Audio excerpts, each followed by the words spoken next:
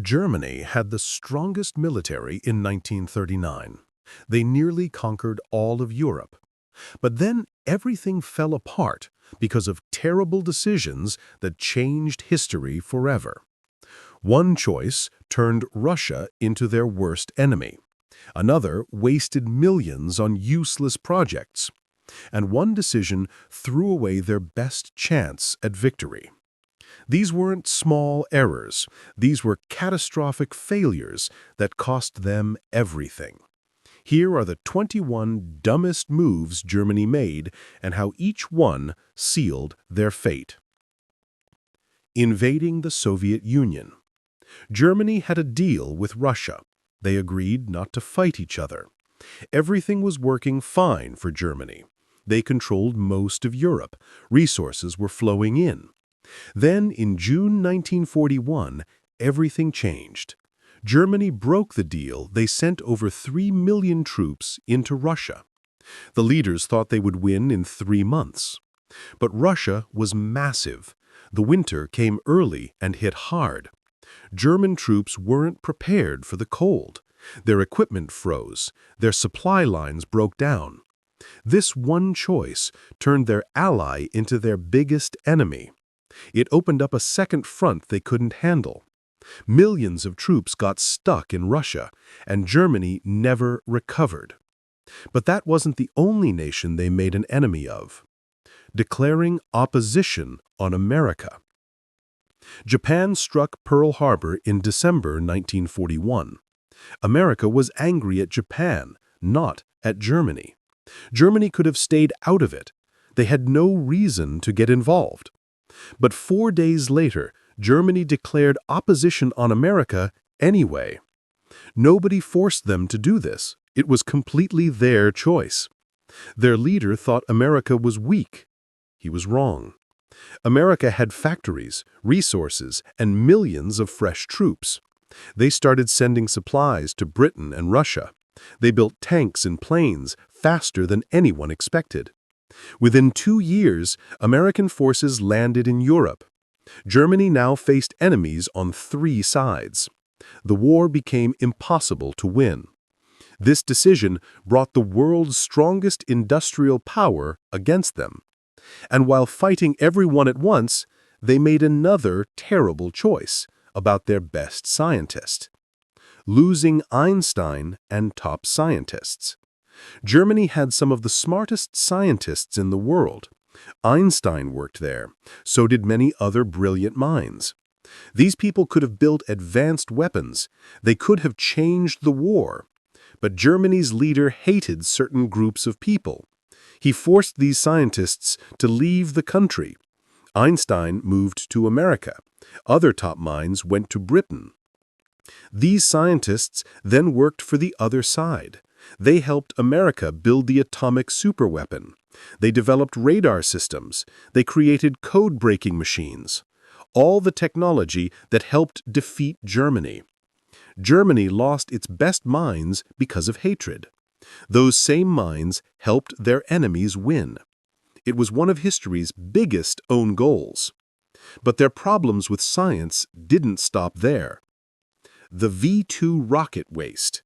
Germany spent massive amounts of money on a new weapon, the V2 rocket. It could fly high and fast. It looked impressive. The leaders loved it. But it was almost useless. Each rocket cost as much as a fighter plane. They built over 6,000 of them. That money could have built thousands of planes or tanks instead. The V2 rockets only worked about half the time. When they did work, they usually missed their targets. They barely caused any real damage, but Germany kept building them anyway. Meanwhile, they needed regular weapons desperately. Their troops were running out of supplies. Factories needed materials for basic equipment, but resources went to fancy rockets instead. This wasn't their only expensive mistake with weapons. Too many different tank models. Germany kept designing new tanks. Every year, they made new models. Each one was bigger and more complex than the last. They had the Panzer III, IV, V, and VI, then the Tiger. and King Tiger. Each model needed different parts, different engines, different ammunition, different training for crews. Factories couldn't keep up. Repair became a nightmare. Russia did the opposite. They made one simple tank, the T-34. They built thousands of the same model. Parts were easy to replace. Crews trained faster. Production was quick and cheap. Germany's tanks were better individually, but Russia had 10 tanks for every German one. Quality couldn't beat quantity. Germany wasted time and resources on complexity when they needed simplicity. And their tank problems connected to an even bigger issue: not preparing for winter. German leaders knew Russia was cold. Everyone knew Russian winters were harsh. History books talked about it. Napoleon's army froze there 130 years earlier. But Germany didn't prepare. They sent troops in summer uniforms. They didn't send winter coats. No antifreeze for vehicles. No cold weather gear. When winter came, soldiers froze. Thousands lost fingers and toes. Engines wouldn't start. Oil turned thick like honey. Weapons jammed. Troops burned furniture just to stay warm. Meanwhile, Russian soldiers had proper winter equipment. They knew how to fight in the cold. They used the weather as a weapon. German forces suffered terribly from something completely preventable. But poor planning wasn't just about weather. Stretching supply lines too far. German forces moved fast across Europe. They captured territory quickly, but they moved faster than their supplies could follow. Trucks couldn't keep up. Trains ran out of track. Troops reached deep into Russia without fuel, without food, without ammunition. They had to stop advancing because supply trucks were hundreds of miles behind them. Russia destroyed railways as they retreated. They used different rail sizes anyway. Germany had to rebuild everything. By the time supplies arrived, the enemy had regrouped. The military needed oil desperately. Germany didn't have enough. But instead of securing oil fields first, they pushed deeper into Russia. Tanks ran dry, planes stayed grounded. The whole operation stalled. And their fuel problems led to another crucial error: not securing Middle East oil. The Middle East had massive oil reserves. Germany needed oil desperately. Britain controlled much of the region. Germany could have pushed south through Africa to reach it. They came close in North Africa. Their forces almost reached Egypt. The oil fields were within reach, but they didn't commit enough resources. They treated it as a side project. Instead, they sent everything to Russia. The Russian campaign ate up all their fuel. If they had secured Middle East oil first, everything would have been different. With unlimited fuel, their planes could fly constantly. Tanks could keep moving. The Navy could operate freely. But they never made it a priority. This choice crippled their entire military capability for the rest of the conflict. Speaking of North Africa, they made another mistake there: not supporting the North Africa campaign. Germany sent troops to North Africa, but they never sent enough. They had one talented commander there, but he kept asking for more supplies, more troops, more tanks. Germany said no. They considered Africa unimportant. They sent everything to Russia instead. Their African forces had to fight with limited resources. Britain and America focused heavily on North Africa. They sent massive amounts of supplies. Fresh troops arrived constantly. Germany's small force couldn't compete. Eventually, Germany lost all of North Africa. This gave the Allies a base to invade southern Europe. If Germany had committed properly to Africa, they could have controlled the Mediterranean. They could have threatened Middle East oil. But they treated it as an afterthought. Their mistakes with priorities continued elsewhere. Fighting on too many fronts. Germany started by fighting Poland, then France, then Britain, then Russia, then North Africa. Then America joined in. They fought everywhere at once. No country can win like that. Resources got divided, troops spread thin. Every front needed supplies. Every front needed reinforcements. None got enough. Smart strategy means picking your battles, finishing one fight before starting another. Germany did the opposite.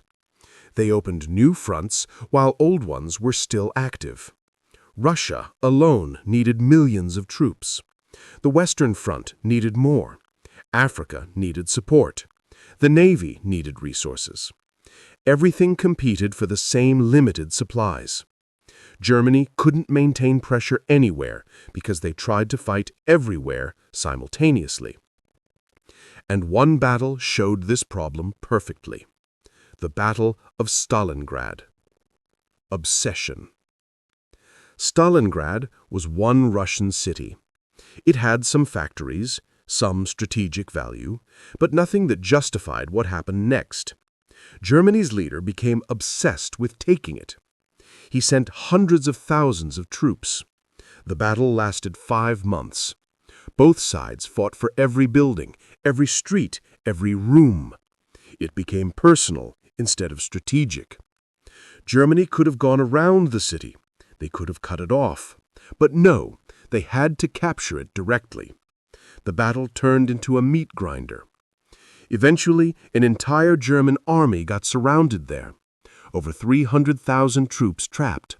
Most didn't make it out.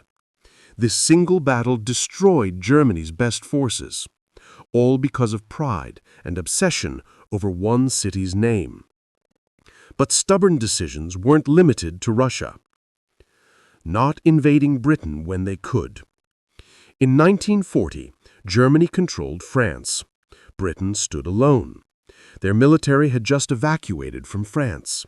They were weak and unprepared. The channel between France and Britain is only 21 miles wide. Germany had the troops, they had the equipment. Britain's defenses were minimal. Most experts thought Germany would invade immediately. Britain prepared for it desperately. But Germany waited and waited. They tried bombing Britain instead. They hoped Britain would just give up. It didn't work. Britain rebuilt their forces. America started sending supplies. By the time Germany actually considered invading, it was too late. Britain was ready. The moment had passed. If they had invaded in summer 1940, Britain might have fallen. Instead, Britain became the base for attacking Europe later. Their air campaign against Britain revealed another failure. Switching tactics during the air campaign. Germany started bombing British airfields, radar stations, military targets. It was working. Britain's air force was struggling. They were running out of planes and pilots. Britain was about to lose control of their skies. Germany was weeks away from winning. Then Britain bombed Berlin in retaliation for an accidental bombing. Germany's leader got angry. He ordered a change. Stop hitting military targets. Start bombing cities instead. Focus on civilian areas. Make them suffer. This decision saved Britain. Their air force got time to recover. They rebuilt while Germany bombed houses instead of airfields. Britain's military recovered and eventually won the air battle. Germany gave up their advantage out of anger. Pure emotion over strategy. Emotional decisions plagued their leadership throughout. Refusing to develop long-range bombers. Germany had great fighter planes, good dive bombers, but they never built heavy, long-range bombers. America and Britain had them. They could hit targets deep inside enemy territory. Germany's leaders thought heavy bombers were unnecessary. They believed the conflict would be quick. Short-range planes were enough for nearby targets. They didn't plan for a long struggle. This meant Germany couldn't strike Soviet factories beyond the front lines. They couldn't hit American ships in the Atlantic effectively. Their reach was limited to areas near their own borders. Meanwhile, British and American bombers reached every German city, every factory, every refinery. Germany's production suffered terribly, all because they underestimated how long the conflict would last and didn't build the right tools. Their production issues connected to another major problem: not mobilizing women in factories. Britain mobilized women for factory work. Russia did too. America had millions of women building tanks, planes, and weapons. It doubled their workforce immediately. Germany refused. Their ideology said women should stay home. Factory work was for men. This wasn't just wrong morally, it was stupid strategically. Germany desperately needed factory workers. Men were fighting at the front. Factories ran below capacity. Production targets weren't met. But millions of women sat at home when they could have helped. By the time Germany changed this policy, it was too late. Other nations had years of head start. Their production far exceeded Germany's.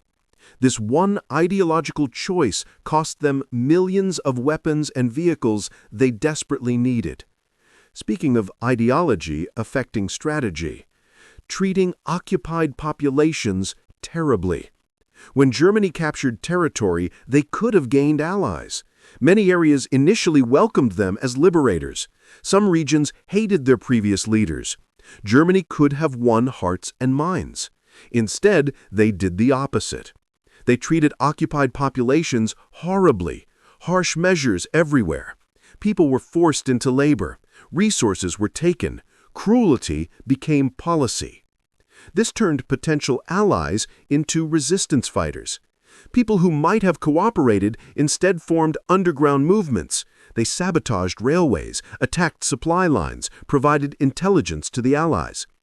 Germany had to station troops in occupied territories to maintain control, troops that were desperately needed at the front lines. If they had treated people better, they could have gained millions of supporters. Instead, they created millions of enemies. Their treatment of people connected to their science problems, ignoring the atomic superweapon project. Germany had the scientists to build an atomic superweapon. They started research before anyone else. They had the knowledge, they had the materials, but they never made it a priority. Their leader didn't understand the science. He thought it was theoretical nonsense. Advisors told him it would take too long, cost too much, so Germany barely funded the project. Meanwhile, America poured billions into their atomic program. They made it top priority. British scientists helped. Even the scientists Germany had expelled contributed. They succeeded. If Germany had taken it seriously, they might have built the weapon first. It could have changed everything. But they dismissed it as impossible. Another case where ideology and ignorance blocked smart strategy. Their weapons development had other issues too. The jet fighter delay. Germany invented the jet fighter. They had working prototypes in 1942. These planes were faster than anything else. They could dominate the skies. Engineers begged to mass produce them, but Germany's leader said no. He wanted them modified as bombers first. Engineers explained this made no sense. Jet fighters were needed urgently. The delay would be catastrophic. They argued for 2 years. Finally, production started in 1944. By then it was too late. Germany didn't have fuel for jets, didn't have trained pilots, didn't have working airfields. If they had mass-produced jet fighters in 1942, the air battle would have been completely different. They had a 2-year technological advantage. They wasted it on modifications nobody needed. Pure stubbornness cost them air superiority. Stubbornness also affected their defensive choices. The Atlantic Wall miscalculation. Germany knew the Allies would invade France eventually. They built defensive fortifications along the coast, the Atlantic Wall. It stretched for thousands of miles, concrete bunkers everywhere. But they guessed wrong about where the invasion would happen. They thought Calais. It was closest to Britain. So they put most defenses there, the best troops, the strongest fortifications. The Allies invaded at Normandy instead. The defenses there were weaker. Germany had spread resources too thin. They couldn't reinforce quickly because they still expected another invasion at Calais. His leader refused to move reserves from Calais even after Normandy started. He insisted it was a trick. By the time he realized his mistake, the Allies had secured the beaches. This miscalculation gave the Allies their crucial foothold in Europe. Even after the invasion, stubbornness continued. No retreat policy. As Germany started losing, smart strategy required retreating. Shorten supply lines, defend better positions, regroup and counterattack. Basic military sense. But Germany's leader forbade retreating. He demanded troops hold every position, fight to the last man, never give up ground. Generals who suggested retreat were dismissed. This meant German forces got surrounded constantly. Entire armies got trapped. Hundreds of thousands captured. Equipment lost. Instead of saving forces to fight another day, they got destroyed completely. Flexible defense could have prolonged the conflict significantly, could have made Allied advances much costlier. But pride and stubbornness prevented it. Troops died defending useless positions just because retreat was forbidden. Strategic stupidity disguised as bravery. And finally, the ultimate mistake that guaranteed defeat: underestimating everyone. Germany thought Britain would surrender quickly. Wrong. They thought Russia would collapse in 3 months. Wrong. They thought America was weak and wouldn't fight effectively. Wrong again. Every major opponent was underestimated. Every enemy was dismissed as inferior. This arrogance infected every decision. It blocked realistic planning. It blocked learning from mistakes. When things went wrong, Germany blamed execution, not strategy. They never admitted the plans were flawed. They kept doubling down on failed approaches. Pride prevented adaptation. Superior forces on paper don't guarantee victory. Strategy matters, logistics matter, adaptability matters. Germany had none of these because they believed they didn't need them. They thought willpower would overcome everything. It didn't. Underestimating your enemies is the fastest way to lose. Germany proved that lesson definitively.